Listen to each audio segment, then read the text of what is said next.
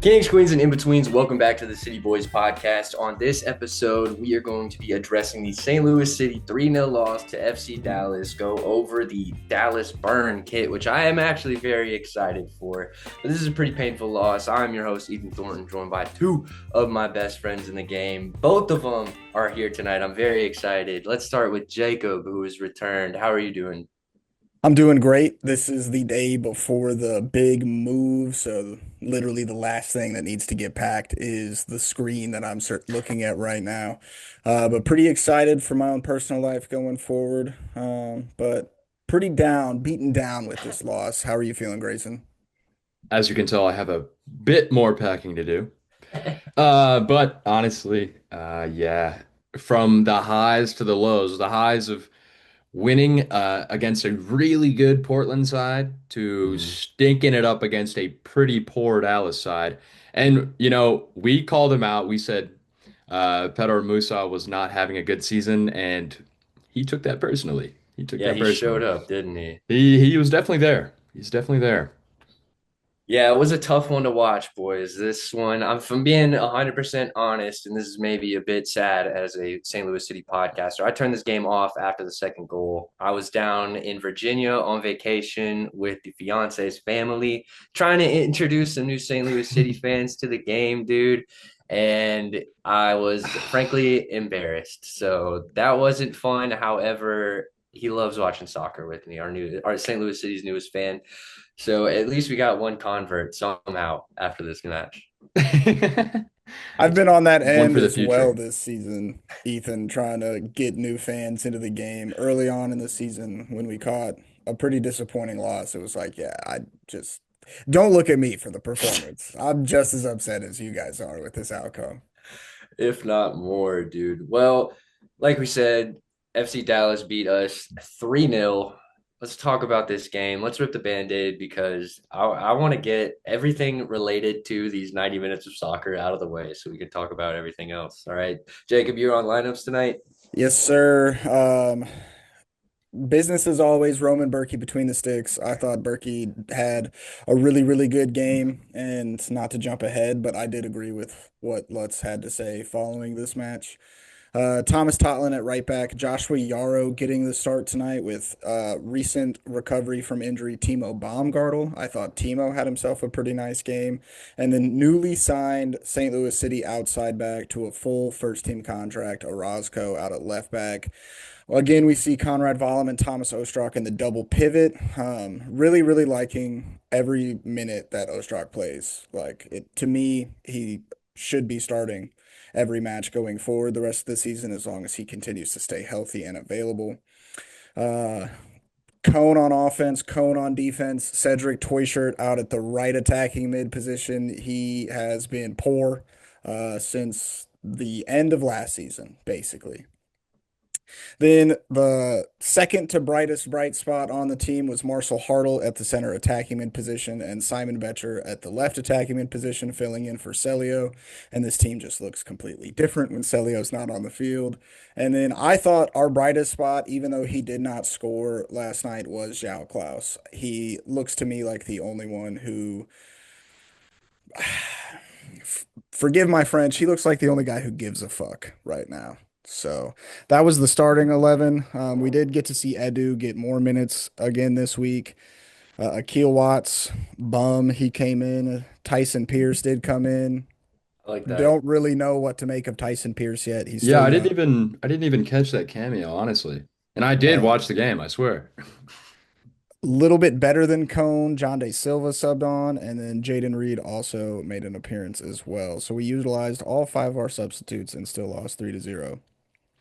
Yeah, Well, for the note on Klaus, for all the people that are definitely angry he didn't score last night, he was, relatively obsolete compared to the man of the match performances he's been having so far this year. But this match, I agree with Jacob, like always never questioned his drive. Like he's never one of those guys that makes me want to take him off the field. There's like I've never called for a Klaus sub mhm. unless I'm asking for him to be put on.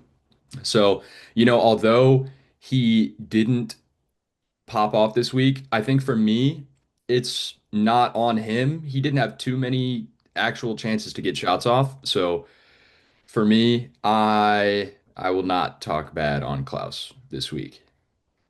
Yeah, I thought that Klaus is still a positive spot in the team. The attacking mids let us down as far as I'm concerned, as far as service goes. Cedric Toysher was extremely ineffective this match and really all season. Granted, we had high expectations for Cedric Toysher because we know the quality that he possesses. So it is just disappointing when it feels like that effort isn't there. And I think yeah, even if you had low expectations for him, he hasn't even hit those. mhm. You're not lying, dude. As far as the center back pairing goes, very happy to see Timo Baumgartel returning. He does have a moment in this game that is going to be under a spotlight that we're going to talk about it in the game breakdown. But I'm satisfied with Timo. I think that he's been our second best center back this season. It's disappointing that he and Henry Kessler can't put together a string of games there. It seems like the center back position has been so questionable and rocky for St. Louis City. And we are, frankly, at our best when we have a consistent center back pairing. When I think back to 2023, Tim Parker and Josh Yaro every single week made a difference. So I would like to see that consistency again. And when Henry Kessler gets back, I didn't think Josh Yaro had a bad night. He's been poor for us this season and it seems to be progressing on that front. So I hope he can continue that. And I'm satisfied with Yasiel Orozco as well. I think that he was one of the players on our defense that possessed the desire to win and the urgency. And I appreciated that from Orozco. Yeah, I've seen some Orozco notes this weekend after being involved in one of the goals from this game. And then apparently he was heavily involved in another goal from, I think, 2 match days ago. But I honestly, for the life of me, cannot remember that. I'm trying to, as a St. Louis City fan, have the memory of a goldfish because I want to remember Yeah. these really important moments, but it helps me a lot if I just forget how bad we are and just keep the love burning. But for me, what I saw from Yarrow this week was sometimes his aggression letting him down. Like he'll uh, push up into the midfield because our midfield is not great and often leaves people free. So I'm not going to give him, too much hate on that. But that last goal that everyone's giving Timo Baumgartel shit on, he is the only center back there. So Yeah. The last note that I have on the lineup is that I am wondering how to get the best out of Conrad Baum. It doesn't seem same. like the sixth position is where he is best. I don't think that he should be starting over Simon Betcher or Celio in an attacking mid position. Maybe Cedric Toikert. I think there Maybe is an Betcher. argument to be made there. And there is an argument for Simon there. I'm curious about what you guys think. If he'd be more effective on the wing, or do you think he is the solution to our double pivot right now until Edu's healthy? I don't know because we had him at outside back when we were short there on Yeah. bodies, and he didn't play poorly. He's obviously not our first choice outside back, but he didn't ever really have a bad game. I just don't love continuously pushing him up the field to try to find his position Mhm. because like he's had some moments where his service has been clean. He had that one goal ruled offsides like over a month ago that I think kind of stalled his attacking motivation because he did make a good play and in all of our opinions he's not offsides, but it got ruled off. But then he also got that late red card as an outside back. So I Mhm. don't really know where to put him. I don't love him at the six, but I don't think he's a problem there. I don't think he's definitely not a six. He's more of an eight, if anything. He's definitely not a 10.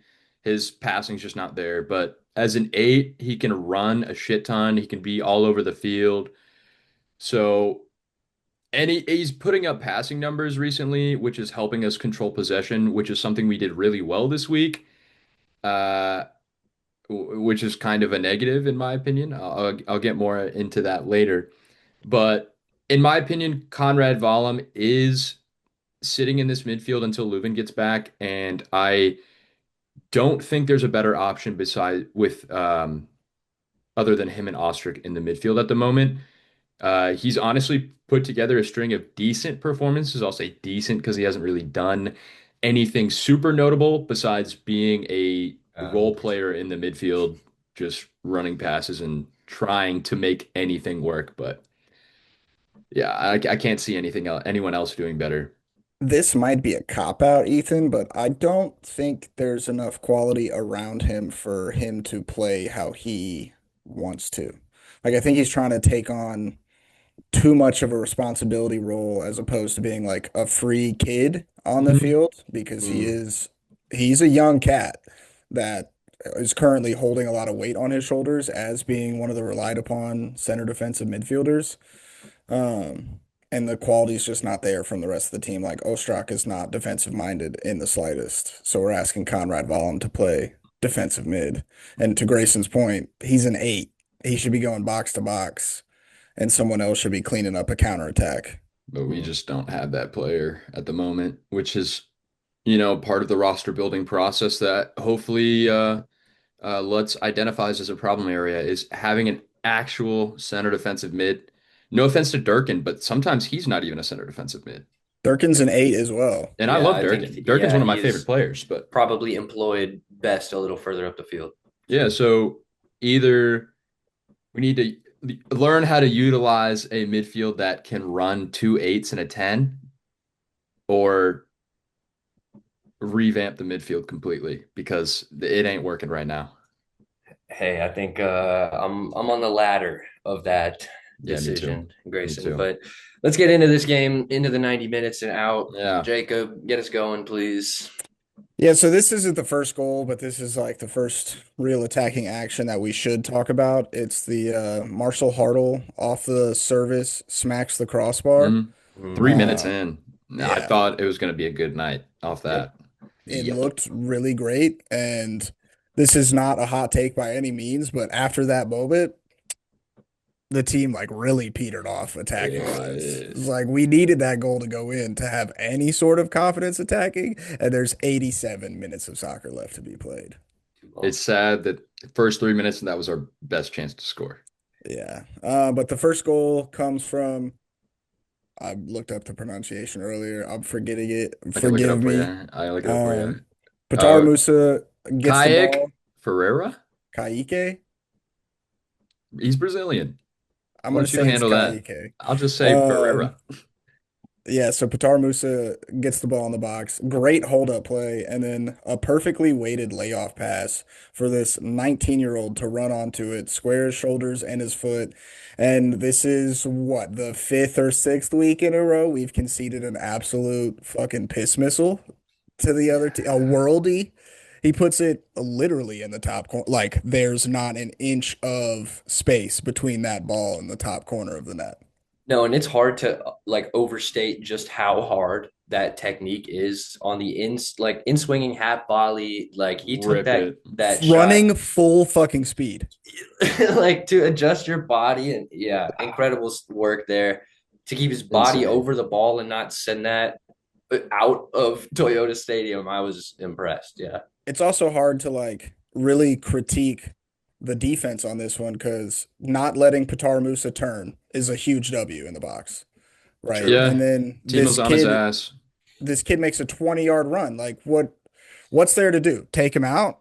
It's yeah, Jacob. I think the late run is extremely effective. We've seen it work very well for St. Louis City when EU Lovin or Thomas Ostrak can make that run. But yeah, I can't lie. I just the pivot midfielders get caught sleeping there. They should be Yep. picking that up or tracking it. Just trying to mess up his momentum in any kind of way because, like you said, he has a big run and gets on the end of that, but he's untouched, unmarked. Just would like to see our sixes step up, one of the two. Like Yeah, I I think I think, remember someone sorry, stabbing a foot in at it, but it was just too too late. late. Yeah. I was gonna say not having an actual DM is a major issue because there's many times where our center backs cannot make that play. So you need to have someone who is able to identify problems before they happen, like a player from the midfield making a run in. You got to be able to know that that's probably coming so you can track that because Moose is not turning. Um, Another goal that we're going to talk about later, Yaro's way out of position. We have two DMs there who are able to go and fill that spot, but neither do. Neither are able to recognize that a center back is way out of position. So it's just these little moments that are just IQ stuff, just knowing where you're at. I like how you phrase it as a true defensive midfielder because I think that Ostrak and Vollum can fill in that position, but I don't think that's their best Yeah, position. it's not second nature to know these things. So, with that being said, there's for the second goal that Dallas scores, there's a bit of chaos in the center of the park. The ball gets deflected high up in the air. It looks like Timo Baumgartel has like a hard time judging it or misreads where the ball is going to land. And Peter Musa plays it very well, to be fair. He runs right off the back, almost like you would want a wide receiver to do on a route, is damn near what I saw. But he runs off the back of Timo Baumgartel, brings it down on his chest, and then is just completely in and through on goal on Roman Berkey. Peter Musa does what you would expect what does he get paid $7 million striker to do, and tucks it home in the bottom left corner, runs off to find the one of the only Croatian flags I saw in the whole stadium and celebrate with them. Yeah. But seeing that goal really, I mean, my shoulders were deflated, boys. After that, I went back to family activities. I think that Oh, Timo I turned Baumgartel TikTok all the way up, bro. Yeah. I think that Timo Baumgartel rightfully will get some flack for this goal. You would expect your center back to just head that out of the air, Le Bosch style, just no nonsense. However, he doesn't, and it's his first game back from injury. I thought he performed pretty well outside of that. Yeah. Part of me was a little disappointed that JGR didn't stay consistent. I understand that we do have first team center backs that are becoming healthy, but part of me feels like at some points you just need to ride consistency. And Yarrow and JGR put a shift in last week against Portland. So Yep. I totally understand putting in Timo. I have no hate towards Timo here. Um, but not that it would be any different. I think, yeah, I that also goal gotta specifically wonder looked really bad. I gotta wonder what the scouting report for Dallas versus Portland looked like because Dallas have been they've been a weak team at home this season. They've also, like we talked about, Grayson lost five in a row coming into this game.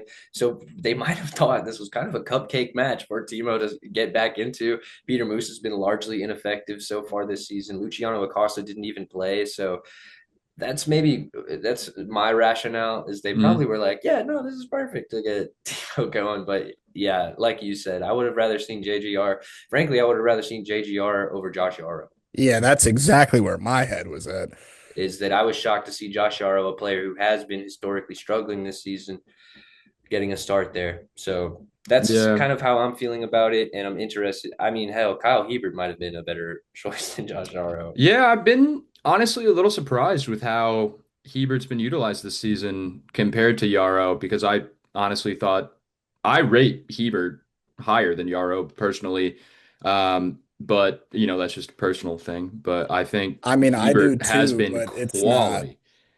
it's not that big of a gap Yeah, between them it's for not light me. years off. It's not light years off, but just I think the fact is we've seen Hebert maybe like two or three times since this like new look defense. So it's kind of an interesting one. I guess Critchley may just not rate him as a player, but I don't know. I don't know. One How more much of goal. this? Oh, no, Oh you can yeah, go ahead. actually no, before I ask my question, we do have to talk about the third goal. Okay, one more goal, one more goal. And this one's a little annoying. This one came from Sam Sarver, who is actually a USL 2 player currently with North Texas SC. Subs in right wing. He's 22, really young.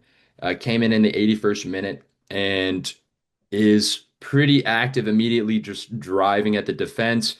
Takes on Orozco just inside the box. Orozco's challenge is just a little late. clips the feet. And Sam Sarver celebrates like he just won the goddamn World Cup. But, I get it. At the same time, congrats on being a part of the game, man. But Musa would step up to the PK spot and bury this one as well to make it 3-0. At this point, it was just super deflated. I don't know if anyone could come back and fight after that one. Yeah, that was fully the dagger. Yeah. Yeah. And yeah, I honestly have no hate on Orozco here. Just a late challenge, but it is what it is. To me, this is better attacking play than it is poor defending. I think in this moment, a player with a lot to earn put that on display and did a job for his team, even in garbage time. Yeah. So I I think Orozco is our left back of the future. I really like the effort that he has. I like what he brings on the defensive side. I think this is maybe his 1v1 moment that he won't want to remember. And I'm gonna, like you said, Grayson, that goldfish mentality. But I think he's fantastic for us and is playing like he really wants to be out there, which I I love. thought he's been real good in 1v1 situations so far. So Also, honestly, will just like my shoot worst one so myself. far. I will shoot myself if we let another outside back go and they have a fantastic season the following season. Yeah, we Yeah, should we should talk about that in a little bit in the grab bag here, or I guess in the preview because that will become well, yeah, relevant. we're playing them next week. So Yeah. So my Yeah. question for you fellas is how much of this result do we put on management and Critchley, or do we put on heart of 80% of the players that played last night? So there is a major thing that happened yesterday, and that would be that Lutz actually came out with an interview. I think he was a radio interview, a little over the phone call.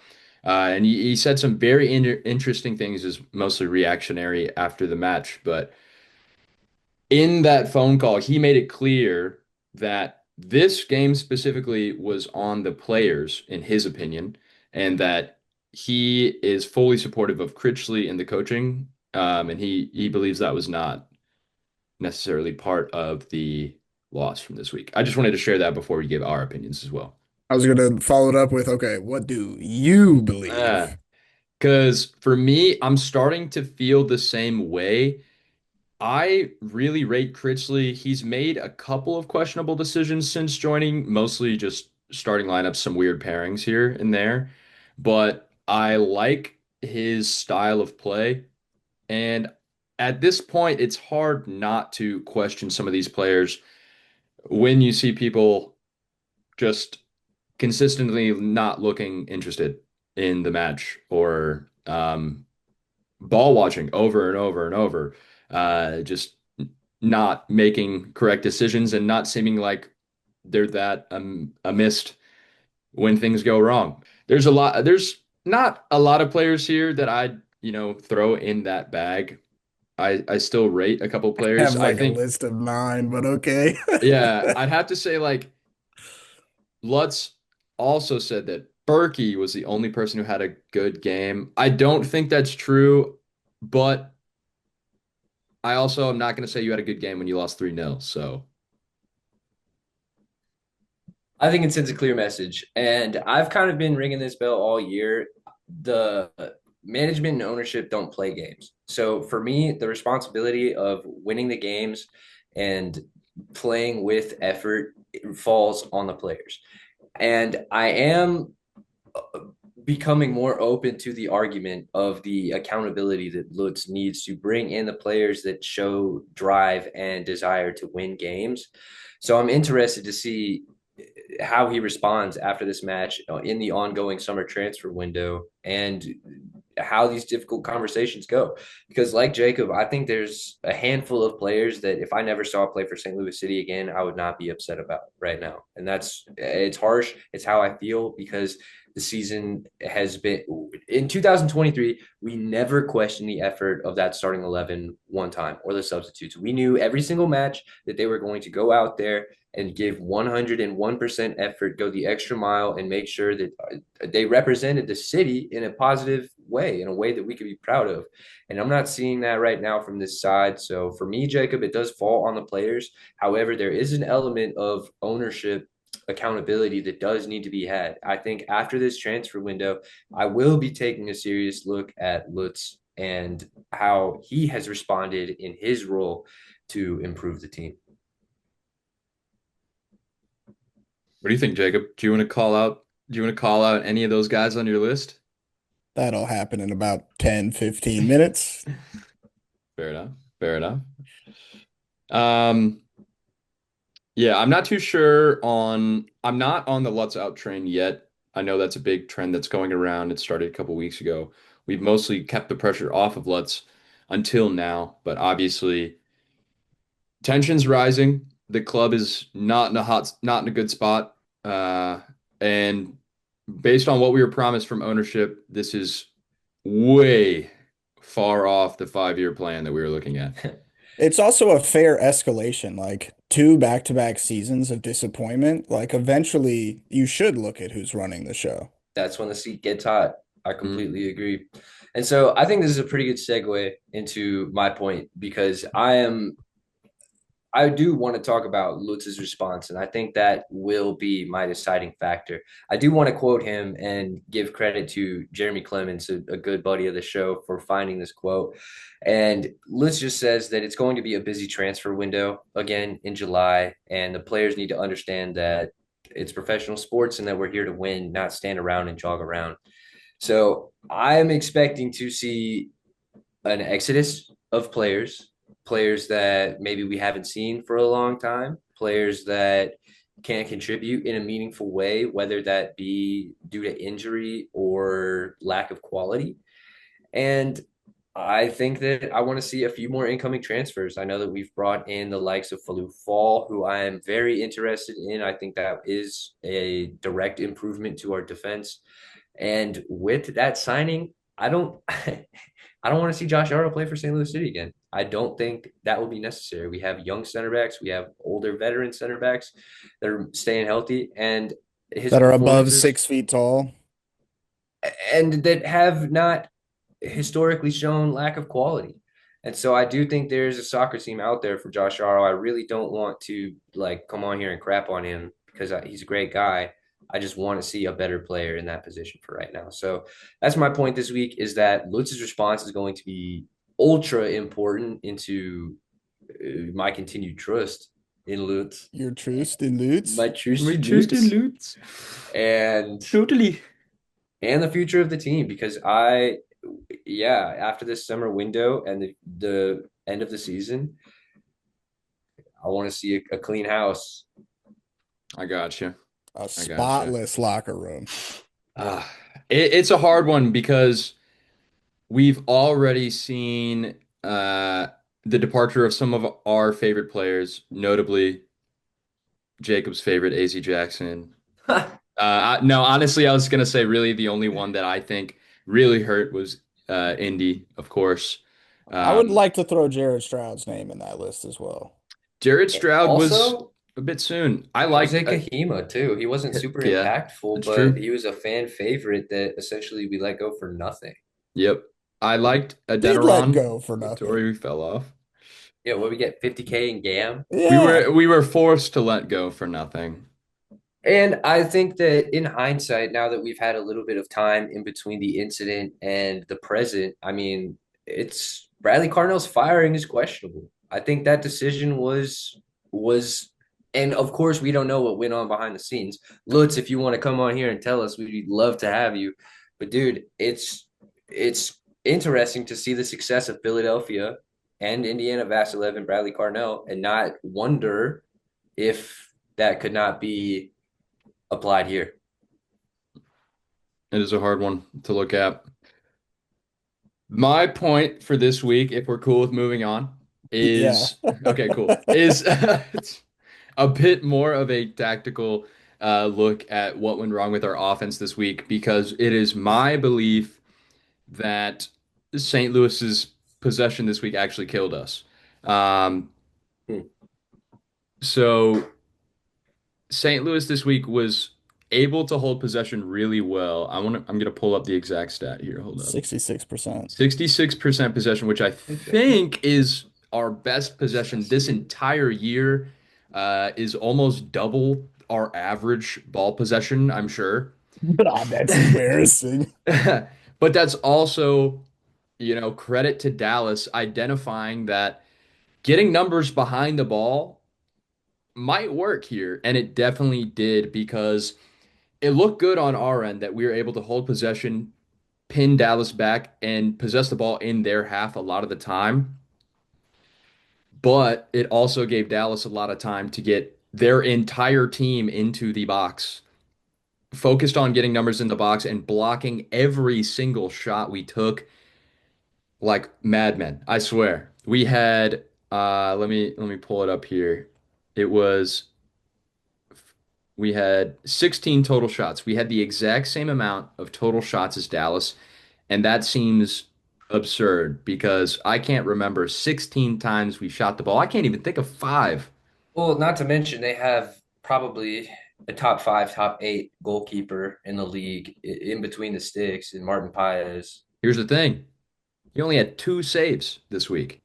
He Mm. had 44 touches the ball, but only two of those were saves because Dallas's defense was able to treat our offense like a high school team.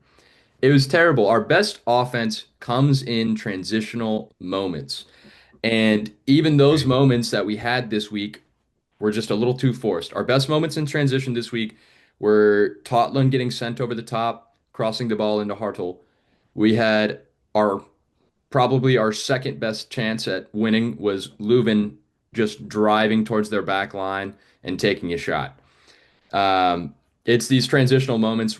We rarely are able to actually start the ball in our own half and hold possession, drift upfield, and actually create something other than a cross into the box. Um, for me, this game could have been solved with a substitution of a creative attacking winger who can drive and create something different than a crossed ball. But sadly, we don't have that this week because Celio's injured. So for me, the indictment this week, the worst one is Toiker, because my boy had zero shots, zero chances created. He just looks lost, out of Bro touch. sounds as effective as Luciano Acosta this game. And Would I had a you quote. say he sounds as effective as a cone? Hey, I had a quote last year that y'all laughed at me. I said sometimes Toykert looks like he's never played soccer before. Uh, Sometimes he looks like a football player that's playing soccer. And it was mostly a joke because obviously he still has some quality, but at the moment, it's just non-existent. So I feel bad for him specifically, but if he starts next week, Critchley, my boy, I'm gonna have a question for you. But for me, this was a really well done uh, tactical layout from Dallas this week, identifying that St. Louis really struggles to create chances in transition or out of transition. So they just let us have the ball. They just need to get back in time, and it really worked out for them. So I'm pretty disappointed, but yeah, looking at these numbers, we had 16 total shots, two of them on target, which were both saved because Martin Paez is fantastic, one of the best keepers in the league. For me, this game needed shot after shot. As soon as we get the ball in the final third, get it on target. But we also had nine shots that were blocked in this match. That's more than half of our total shots were blocked. And that's been a consistent theme where we're just unable to break free from defenders and actually get a clean shot away. I don't know what we're going to need to do that. Maybe bring in some more dynamic players because it ain't working. But that's I my point. think, to your point, I think Dallas had a really good scouting report on St. Louis Yeah, that game because planned great for us. they really did just sit back. Like the first half, there were a couple moments where we could have burned them over the top, but the ball didn't connect. And then going into the second half, we just saw their line of confrontation drop off 15 yards. They kept their back line even deeper so that over the top wasn't an option. And then we're very tactical in transition fouls or like challenges where the ball would end up going out for a throw in and then everybody's just bombing back to where they essentially at moments had 5 to 6 guys on the back line and then we're just chasing the ball with the other four. And we still lack simple quality on like just the simplest passes where, if we are able to move the ball from one side of the field to the other fast and clean, we could probably create something there. But a lot of the times we just don't have the quality. We end up taking one of those passes is just a little off, and Or Dallas is it's way able. too slow. Exactly. Yeah, Dallas is just able to completely shift, and they're already set by the time we make it over there. So it's just we need to be quicker in possession and create those transitional moments. We can't just sit back, slow it down every time because it's clear that we couldn't create shit this week. Thomas Totland was our best creator. He had three created chances. So I will say that having Thomas Totland push up on that right wing side has been super effective because Toykert is vacating that space. But what space is he going to? I agree. I do like that tactically. Um, what I saw with our slow switching of the ball and our lack of quality during those moments is Conrad Vollum and Thomas Ostrak being 5 to 10 yards apart for a majority of our offensive possession. When, like, Yeah, yeah, you need to be close to your pivot partner, but but you not don't that need to close. basically be holding hands. You don't need to Yeah. be the same player. Like, Because yeah. when you have two guys within 5 to 10 yards, one dude can mark you. One dude could be in that space and it's a Yeah. problem. Yeah. Yeah. And we've seen problems with the positioning of the pivot positions this season so far. I remember Akil Watts versus Orlando City SC was just it felt like on top of I can't even remember his partner. I'm just trying to I forget think the it name. was Hartle at the time, wasn't it? Was Yeah, it it not? was. Yeah, So. a poor game. Yeah, that midfield pivot is definitely a problem that Lutz is going to have to look at during the transfer window in July. So, final point. Anything else on Grayson's point? No, take it away, Jake. All right. So the first quarter of my point is just like the fan perspective. Not just because we have a podcast, but because I bleed City Red, I will be watching the rest of the season. And the only lens I'm going to be watching these games through is that of improvement. That's all I want to see throughout the rest of the season is some sort of improvement. We could lose out, and as long as we look good doing it and we improve week to week, I'm okay with that. A little caveat to the only lens is the fact that we're not going to be making the playoffs, so I would really like to see younger players out there getting some clock. Makai Joyner, Brendan McSorley, uh, continue to give Orozco the rock. Get Toy Shirt out of there.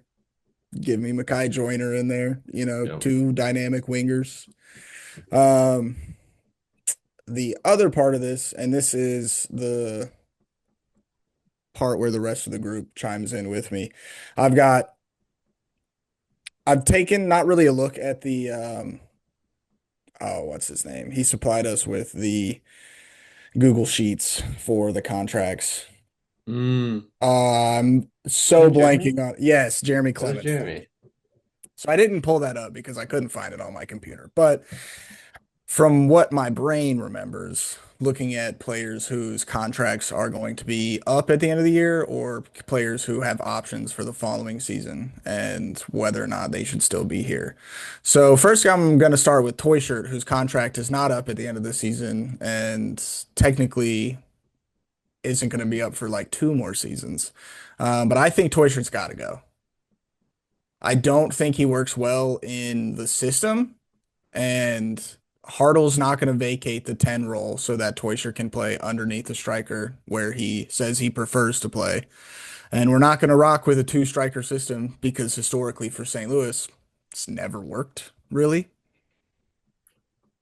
Like even I back to don't the think so. Yeah, It worked. It Joaquini worked Klaus best. Gioacchini and days, It worked Klaus. best with Gio and Klaus, but but Toyshert's not a Joaquini play no, type. definitely Toyshert's too not. slow. He's not, honestly, he's really not that great on the ball. Like, I actually don't know where Toyshirt's quality is this season. It has gone out the window. It's someone took it from him and he can't find Yeah, it. it really is rough because I mean, I was watching the highlights right before this, and there was a couple moments where Toykic's receiving the ball, and the first touch is not there, period. Um, and I it's don't heartbreaking because this is high quality German talent, Bundesliga 2 talent, expensive talent. expensive talent that we have on contract for I think 2 more years at least, and I don't think we're going to be getting many offers. But who knows? Who Now, knows? his transfer values had to have tanked based off this season. I don't I know if it's a cash trade or uh, whatever with another MLS team, but like he cannot wear the jersey anymore for me. Um, Hmm. with Alm being put on season-ending IR, Alm's probably gone, so not much to talk about there. I think Nielsen's gone or will be gone very soon. He So as well. just hasn't played enough. Truly, he is mm, very talented. He just hasn't been healthy enough, and he's not a cheap center back on roster either. So just consistency there in healthy, best ability, availability. He doesn't have that. Akil Watts is probably not going to be extended. His contract does end at the end of the season, and I think Akil Watts is gone. I Ending of honestly, I part of agree. me, I do think we should move on from the player. I wouldn't be surprised if we do, however, like extend him for 1 season, just because he has been a good rotationary piece. He fills in the blanks where we need to, but and that's just I feel like St. Louis City really values those players. Yeah, utility kind of player. Yeah, so I wouldn't be surprised if we do extend him for maybe a season. But as well, I wouldn't be surprised if he does move on as well. I've also got Yarrow and Hebert in here. I don't think either of them will be getting extended. With the center back room, while it is hurt right now, it is very full, It is. especially with Falu Fall coming in. We'll have Fall, JGR, Timo, Kessler. Ebert. Yeah, I think if I were Hebert, I'd want to be starting at this point in my career. I think he's just about 27 or 28 years old. I mean, 27. he was knocking on the door for starting for Canada, and now Yeah, he's not even getting the call. exactly. So I wouldn't be surprised if he,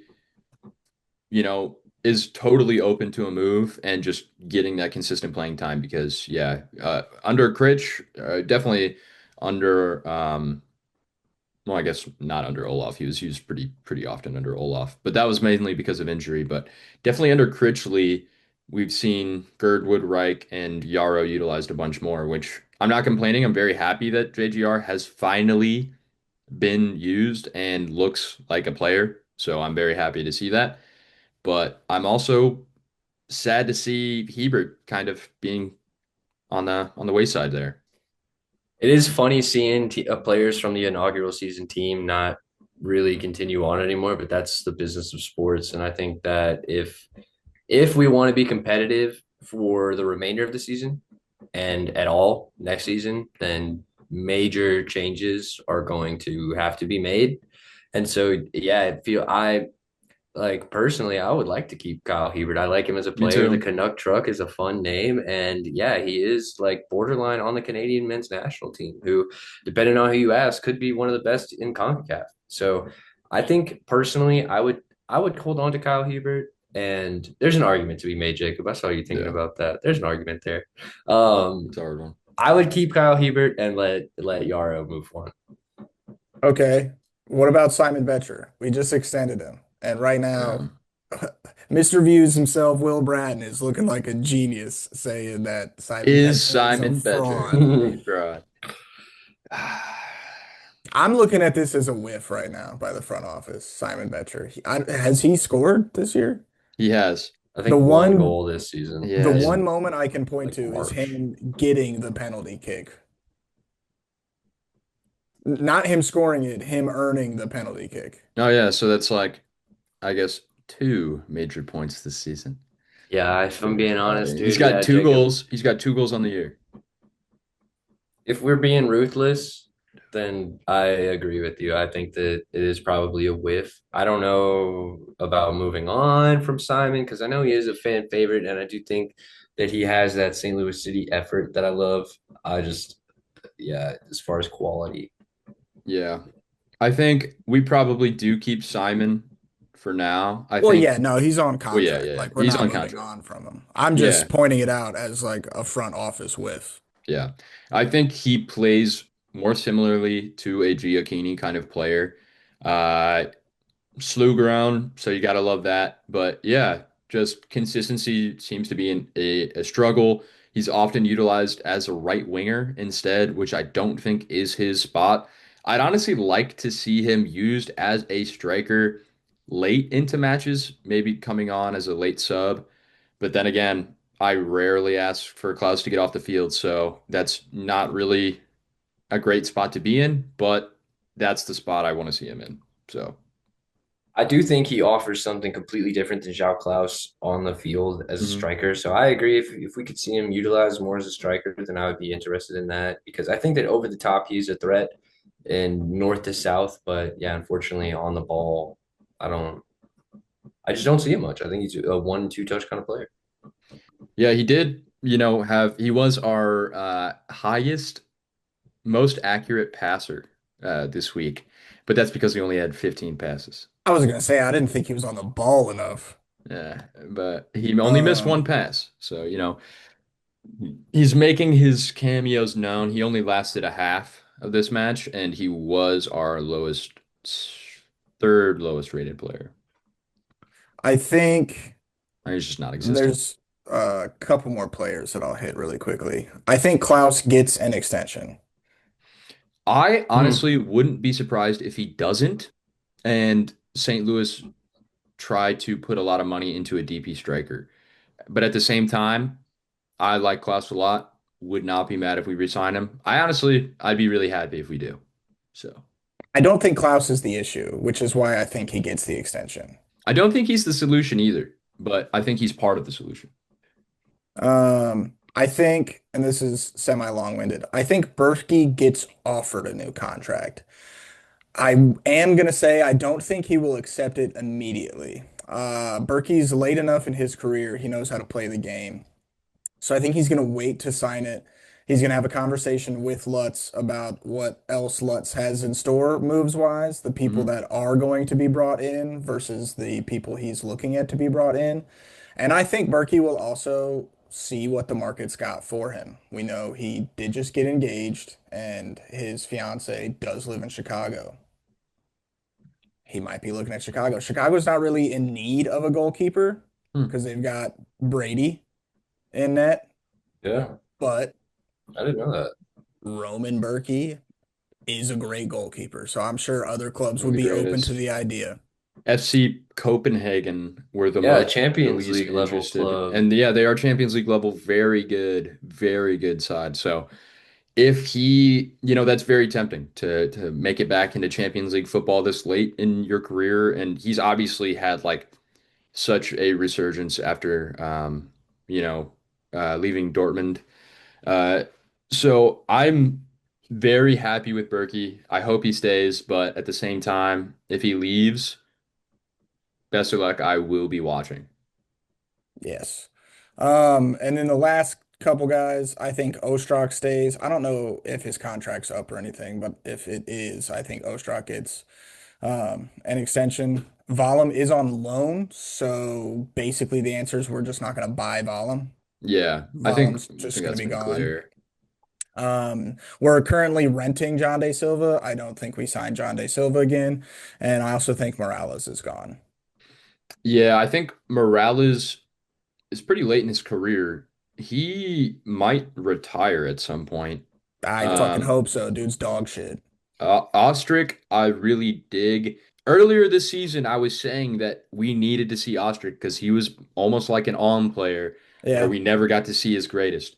So I'm very happy that Ostrich is finally getting this time period where he's being trusted to help run the midfield. So I'm very happy with him because for wearing the number 7, you were obviously tipped to be a very important player in this system. Yeah.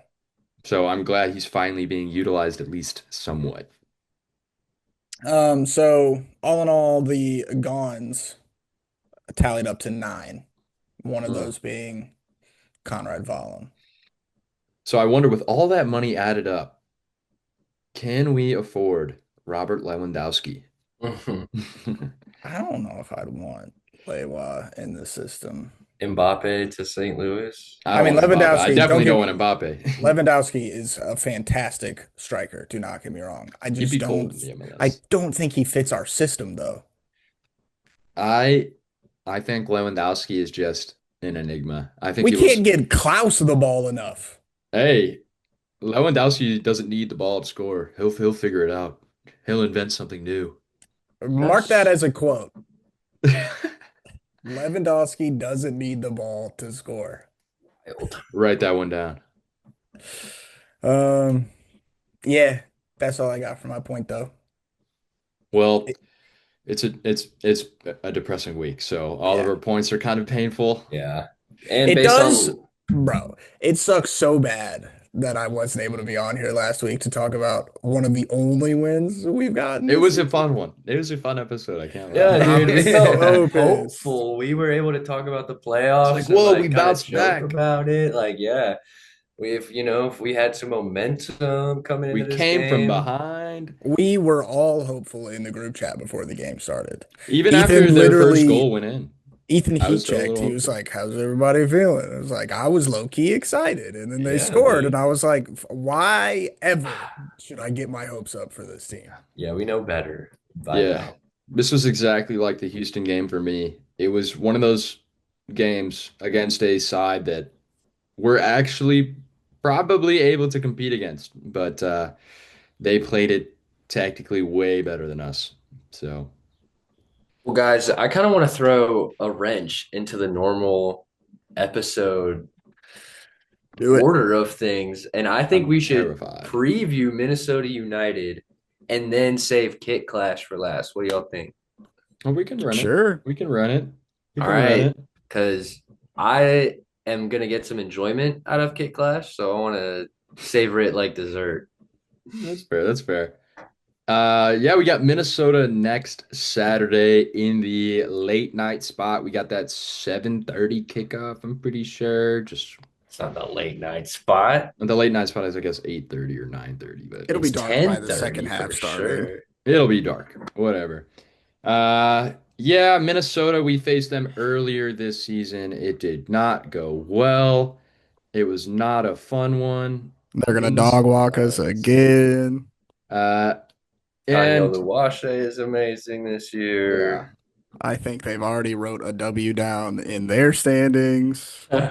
There's so we faced them twice this season already because of the Open Cup. Open Cup. So, and we faced them back to back. So I would like to just remind everybody that we were winning that second time. On a rotated side. Dude, this is insane. Minnesota is currently third in the West, right? We know they're having a great season. They have a goal difference of plus 13, which is fantastic. And they're sitting on 41 points. They're 2 points off the top of the West.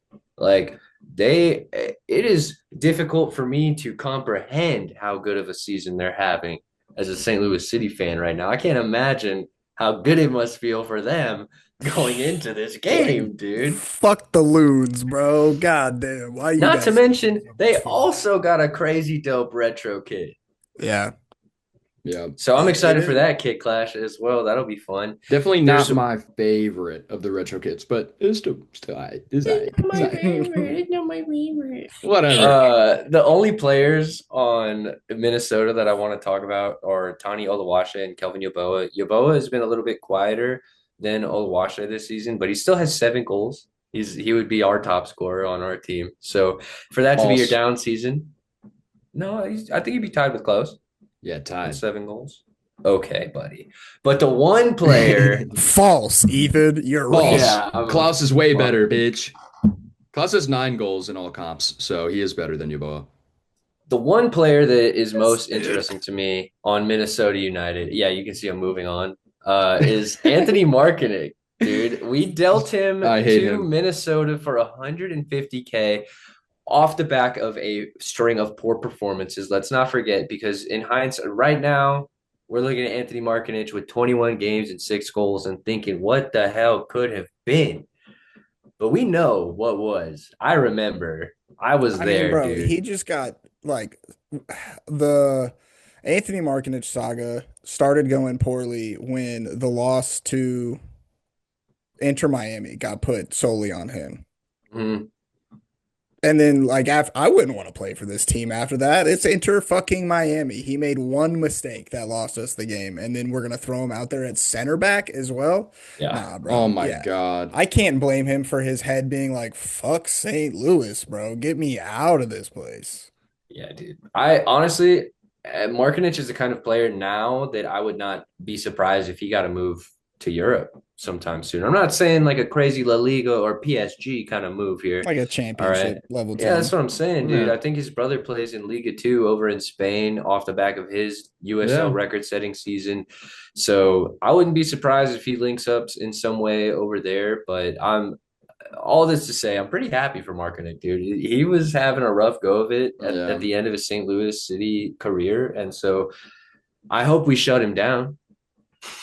Didn't he I score against us earlier this He year? scored twice He against scored a us brace, to dude. win in the Yeah. 85th and 88th minute.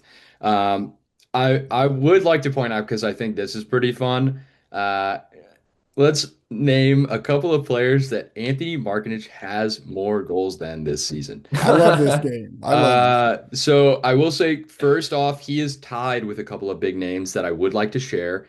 Anthony of Portland, Daniel Shallowy of Kansas City, Luis Muriel of Orlando City, A very good Patrick striker. Patrick Aguiman, who has just moved to Europe, has 6 goals in his first MLS season, has just moved to Europe. Uh, and the left back has the same amount. Lozano, Zaha, Yeah, those two names are incredibly surprising to me. Like Anthony and Shallowy, Muriel, even okay. Like, yeah, they're not exactly poachers, but Chucky and Wilfred Zaha are level with goals and he as is Anthony Marketing, dude. outscoring Luis Suarez at the moment. That's the big one. I think that's the big name. Of course, Luis Suarez has slowed down a lot this season, but Luis Suarez. That's Luis Suarez. Absolutely comical, man. Well, that's all I think I have as far as Minnesota United is concerned. Is you guys got anything that you want to address? I'm I, predicting a 3-1 loss. Oh, good stuff, Jacob. Predictions. Yeah. I would Who's your goal say scorer though? Orozco will have a good game. Timo Baumgartel off of a corner.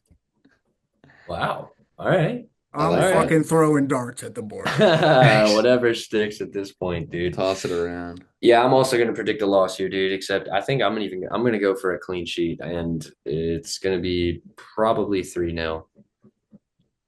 They seem to score 3 goals on us a lot, so I'm gonna go 3-1 because I don't want to do a clean sheet. Who's your goal scorer? I changed my mind. It's gonna be 3-2 because I wanted to change the scoreline a little bit. Okay. We had a 3-2 against them. We're capable of scoring goals. If Minnesota wants to hold the ball and we get in transition, we can score a couple here and there. Nobody said Klaus. Take him. I want Klaus. This should just be named at this episode should be named at what minute does Grayson like Klaus? Because earlier he's like, I don't know, maybe we don't re-sign him. Hey, He's not the solution. And then he goes, no, Klaus is better than Kelvin Yeboah. he is. Klaus is also my goal scorer this He is weekend. better than Kelvin Yeboah. He is the goal scorer this week, But he's not the solution. but he's not a 20-goal striker, Yeah, which is the solution. You're not lying.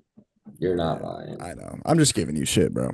No, it's All okay. right, boys, let's wrap this episode up with a bang because maybe one could even say a fire way to end the episode. I I'm hate We just got, you. burning to talk about this.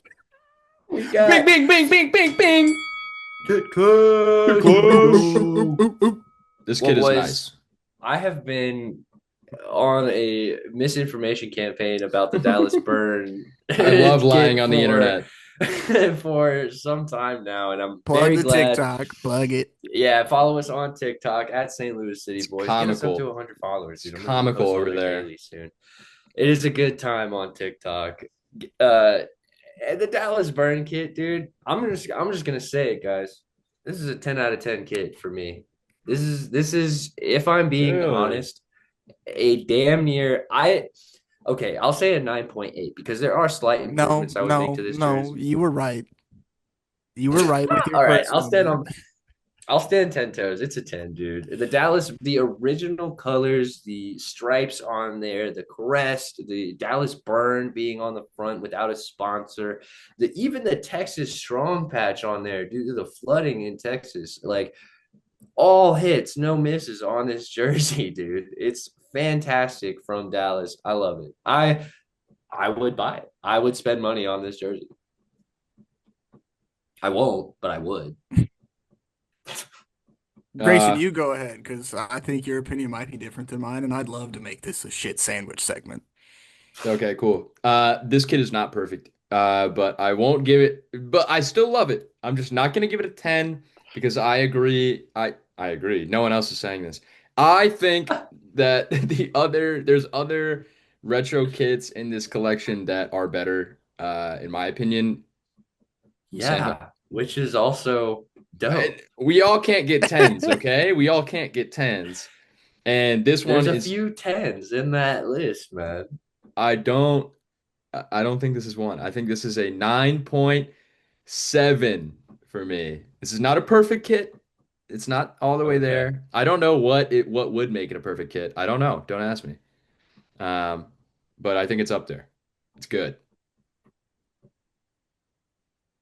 All Ready? right, the other slice of bread on this shit sandwich. It is a perfect kit, Grayson. Fuck what you're saying. The Whatever. bald man's take is wrong this week. This kit goes fucking hard. Get him. When Ethan first dropped the misinformation, I was like, damn, that is a clean ass old kit. And then the misinformation came around. It's like, no, that's just the leaked version of the actual new kit. I was like, oh, that's even harder. And then I guess what really puts it over the top for me is the fact that there was so much conversation around this kit in our own personal lives, our In our own personal circle. brand. So I do really like this kit. I think it was cool that we were the first team that it got displayed against in a really cool like on-field kit clash because the home kit color is great and then Dallas Burns kit does look great. I also think it was cool that they had a bunch of the old players there in attendance for the game that actually wore the original version of that kit. That's I think that cool. was a cool gesture by the club to Sick. do that. And it makes me look forward to when St. Louis in 10, 15 years has a retro kit. Pray to God it's not the current home kit that they do the retro on, but Hey, maybe the OG kit. we do not need to wait that long because they're giving retro kits to like Minnesota. Yeah, I think Minnesota's Yeah. still fairly like not it's not an old MLS team Yeah, by any means, but they're they're like quite a bit older than us, they're no? They like have 4 or 5 years old. I don't I don't think they were Saint two when we first started. Well, yeah, but what kid are they talking about here? All I'm saying is that St. Louis has that soccer history that we have like all this inspiration for retro kits. I won't argue there whatsoever, Grayson. So I agree I like with that completely as agree. well. I don't think we need Yeah. to be an old club to get They're 10 retro years kits. old. That's Minnesota's crazy. 10 years old. But still, we're 3 years old. I think we deserve one. Yeah, I'm not disagreeing with that. I'm just saying if we're going off the metrics of the MLS at 10 years old, That's it'd be crazy. cool to have an OG kit. Anyways, it's a 10 out of 10. There's nothing else they could have done to improve it just based off the kit. It should have been purple. No, I'm just, I'm just fucking. All right, Oh, that's a boys. pretty highly rated kit. So I expect the Dallas Burn to be making an argument when it comes to the City Boys end of the year kit clash. It's We got an You some know, average real score of contenders. 9.9. so I'm sure we will be talking about this kit again. Uh, yeah, final notes for this match day. It's a rough one. Yeah, I'm ready to move on, is my final note. I'm glad that we got another game in 6 days that will hopefully fill me with the same optimism before this game. I'm I just excited want to to be I living want to in St. shout Louis. out a woman That's named something. Judy real quick. She just got the wrong number and it was me. I just had great discourse telling her that, nah, Chica, I am not Samantha. You looking for the wrong person right now. But Samantha, check out the City Boys podcast. That would have been a hilarious plug. But Hey, check out our wrong podcast we're number. recording right now. Send a link. It's a 612 number, so I don't know where that is. Dallas. That would Uh, be nice. Well, Jacob, dude, you've let's been call it. missing. Well, sorry, Grayson, I didn't want to cut you off. No, I just said let's call it. I was gonna say, Jacob, you've been missing for a minute, dude. Give us one of those signature outros. Yeah, sorry for my absence. I do install HVAC for a living, and if you're unaware, it's hot as fuck outside right now. So I'm hella busy, which is cool. I'm making a lot of money. However, it does mean sometimes I gotta wake up at 3 o'clock in the morning and can't necessarily record super late at night. So Whatever. with that being said, appreciate you guys for watching another episode of City Boys.